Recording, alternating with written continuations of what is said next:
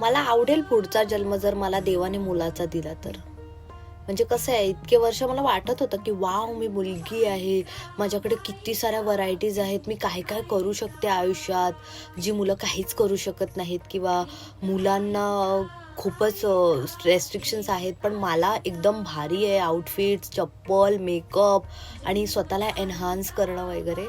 पण कुठेतरी आता पोचल्यावर असं वाटतं ना की नाही यार, मुलगा असली असती तर बरं झालं असतं. म्हणजे कसं आहे ना, कोणी विचारलंच नसतं की आज तुझं बाळ काय खाणार आहे,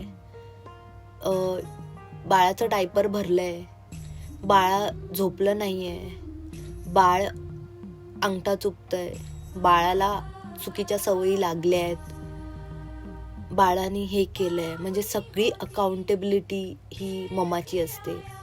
परत घरात सगळं काम करायची जबाबदारी एका मुलीची असते.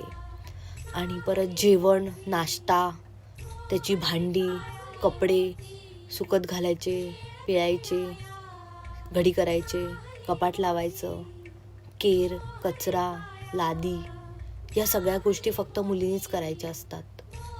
आणि मुलांनी काहीच करायचं नसतं. वा, मुलांनी काहीच करायचं नसतं, हेच मला पाहिजे. मला पण काहीच नाही करायचं.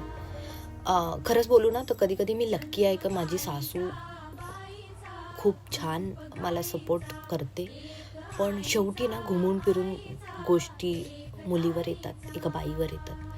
त्यामुळे मला ना खूप माझ्या करिअर वाईजच्या ग्रोथ वाईज मला हे खूप रेस्पेक्टिव्ह वाटतं. एका मुलाला जन्म देणं आणि त्याचा सगळा सांभाळ एका बाईनी करणं आणि त्याचं सगळं फक्त बाईकडनं एक्सपेक्ट करणं.